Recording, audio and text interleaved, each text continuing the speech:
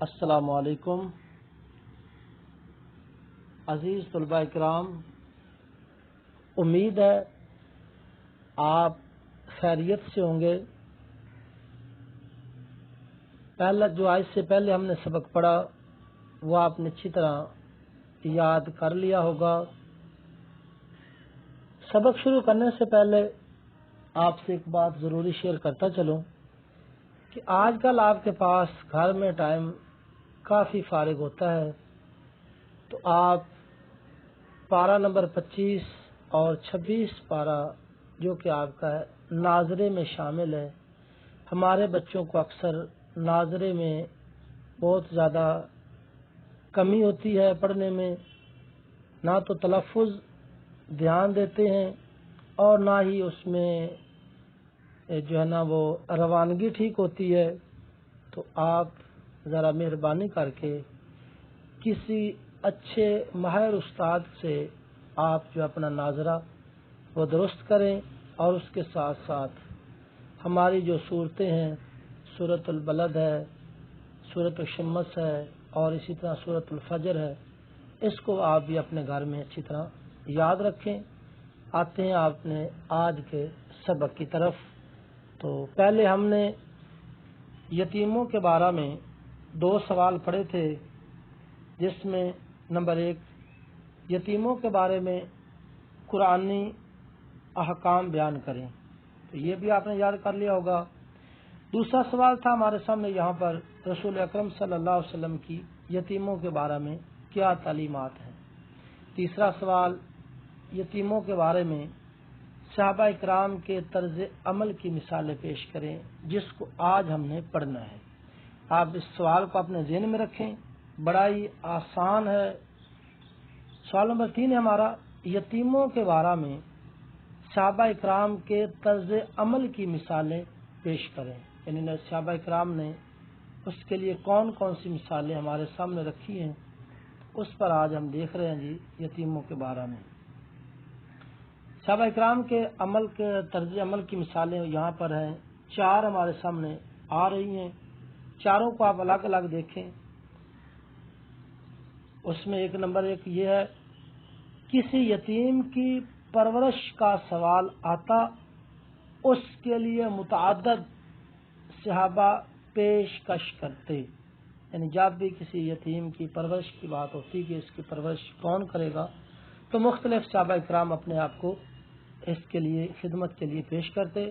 ان میں سے 4 صحابہ اکرام کی مثالیں یہاں پر انہوں نے ذکر کی ہیں، تو آج ہم انہیں کو یہاں پر ڈسکس کرتے ہیں۔ ویسے تو کئی صحابہ اکرام تھے، لیکن ان میں 4 کا ذکر یہاں پر ہے۔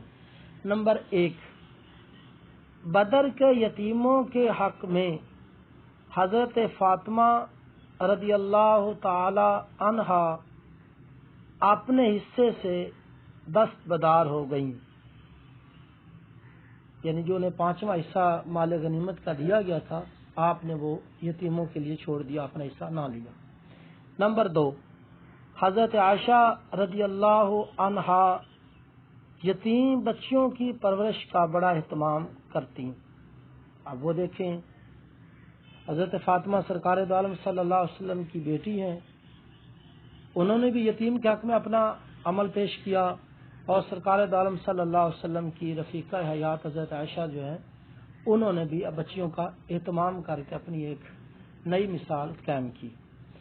نمبر 3، حضرت عبداللہ بن عمر رضی اللہ تعالیٰ عنہ اکثر کسی یتیم بچے کو ساتھ بٹھائے بغیر کھانا نہیں کھاتے تھے، اتنا اہتمام کرتے تھے یتیموں کا۔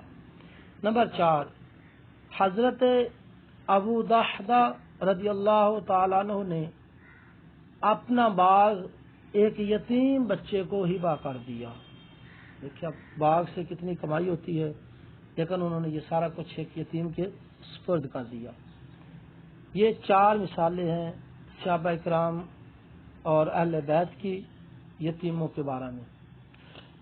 اب ایک بات، اسلام نے مسلمان حکمرانوں اور قاضیوں کی ذمہ داری قرار دی کہ وہ یتیموں کے اموال، مفادات اور معاملات کی دیکھ بھال کریں اور ان کے سرپرست کے طور پر ان کی شادی بیاہ کا بندوبست کریں۔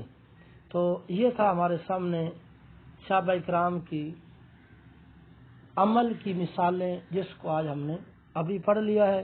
امید ہے آپ نے اس کو اچھی طرح سمجھا بھی ہوگا، اور اس کو آپ مزید سبق پڑھنے کے بعد آپ دوبارہ گھر میں اس کو پڑھیں گے تو آپ کو یہ سمجھنا بھی آسان ہو جائے گا۔ تو آج کا ہمارا دوسرا سوال ہے کہ اسلام سے پہلے بیوہ کے بارے میں، بیوہ کے ساتھ کیا سلوک روا رکھا جاتا تھا۔ اسلام سے پہلے یعنی دور جاہلیت میں وہ عورتیں جن کے خاوند فوت ہو جائیں ان کے ساتھ کیا سلوک روا رکھا جاتا ہے۔ یہ بھی ایک آسان سا سوال ہے، آپ اس کو ذرا سمجھ لیں۔ پہلے ہم اس کی جو ہے نا وہ ریڈنگ کر لیتے ہیں، ساتھ ہی بتا دیتے ہیں۔ یہ ہے پیج نمبر ہے 54 سے، بیواؤں کے حقوق۔ سوال ہے بیواؤں کے حقوق، وہ آگے آئے گا۔ سوال جو ہمارا ہے یعنی کہ اسلام سے پہلے کیا سلوک بیواؤں کے ساتھ روا رکھا جاتا، وہ یہاں سے شروع ہو رہا ہے۔ بیوہ کے ساتھ انسانی تاریخ میں جو ظلم روا رکھا گیا ہے وہ انتہائی دردناک ہے۔ عرب میں یہ جانور کی طرح خاوند کے وارثوں کی غلامی میں چلی جاتی۔ یہود میں یہ مرحوم شوہر کے بھائی کی ملکیت قرار پاتی۔ ہندو مذہب نے تو اس سے زندہ رہنے کا حق بھی چھیننے کی کوشش کی۔ کیسے؟ اب یہ ہے، یا تو وہ شوہر کی چیتا کے ساتھ جل مرے اور ستی ہو جائے، وگرنہ ساری زندگی، ساری عمر لعنت اور نحوست کی علامت بن کر سوگ میں گزار دے۔ تو یہ تین ہمارے سامنے مثالیں ہیں۔ یہود میں شوہر کے بھائی کی ملکیت، ہندو مذہب میں یعنی وہ شوہر کے چیتا کے ساتھ جل مرے، اور عرب میں بھی وہ خاوند کے وارثوں کی غلامی میں چلی جاتی۔ یہ تین مثالیں انہوں نے دی ہیں جو اسلام سے پہلے بیواؤں کے ساتھ سلوک کیا جاتا۔ تو یہاں تک اس کا سوال ہمارا مکمل ہو گیا۔ تھوڑی سی ریڈنگ ہے وہ آگے ہم کر لیتے ہیں۔ ہاں، یہ بھی ایک شارٹ کوسچن MCQs کی صورت میں ایک سوال آ سکتا ہے کہ اسلام نے بیواؤں کے حقوق کو متعین کیے۔ یہاں سے ایک یعنی ویسے سوال شارٹ کوسچن بن سکتا ہے۔ ان میں سے چاند ایک درج ذیل ہیں، یعنی بیواؤں کے حقوق کیا ہے۔ نمبر 1، خاوند کی وراثت میں سے اسے باقاعدہ ایک مقررہ حصے کا حقدار قرار دیا، اور اگر مہر ابھی تک ادا نہ ہوا ہو تو خاوند کے مال میں سے اس کی علیحدہ ادائیگی لازم قرار دی گئی۔ نمبر 2، خاوند کی وفات کا دائمی سوگ ختم کر کے 4 ماہ 10 دن اس کی مدت مقرر کی۔ یعنی خاوند کے فوت ہونے کے بعد، پہلے تو ہم نے پیچھے پڑھا ہے کہ وہ ساری زندگی لعنت اور نحوست کی جو ہے نا وہ حالت میں گزارتی، لیکن اسلام نے اس سے یہ ساری چیزیں ختم کر دیں اور کہا کہ 4 ماہ 10 دن تک وہ اپنے خاوند کے سوگ میں گزارے گی، اس کے بعد اپنے معاملات سے طے کر سکتی ہے۔ نمبر 3، بیوہ کو اپنی دوسری شادی کی پوری آزادی دے دی گئی اور کسی کو اس پر اپنی مرضی مسلط کرنے کی اجازت نہیں دی گئی۔ یہ 3 نمبر۔ چوتھے نمبر پر، بیوہ اور مسکین کے لیے دوڑ دھوپ کرنے والے کو مجاہد فی سبیل اللہ یعنی دن بھر روزہ رکھنے اور رات بھر عبادت کرنے والے کے برابر قرار دیا۔ یعنی جو بندہ بیوہ کے لیے، مسکین کے لیے کوشش کاوش کرتا ہے، وہ بندہ ایسے ہے جیسے سارا دن وہ جہاد کرتا ہے، سارا دن روزہ رکھ کے جہاد کرتا ہے اور پھر ساری رات عبادت میں گزار دیتا ہے۔ تو یہ جو آخر میں ہم نے پڑھا ہے یہ بیوہ کے حقوق ہیں، لیکن ہمارا سوال تھا کہ اسلام سے پہلے کیا سلوک روا رکھا جاتا، اس کو ہم نے پہلے ڈسکس کر لیا ہے۔ امید ہے آپ نے سبق کو اچھی طرح سمجھا ہوگا۔ اگلے سبق تک کے لیے اللہ نگہبان، آپ اچھی طرح اس کو یاد کریں گے۔ اللہ حافظ۔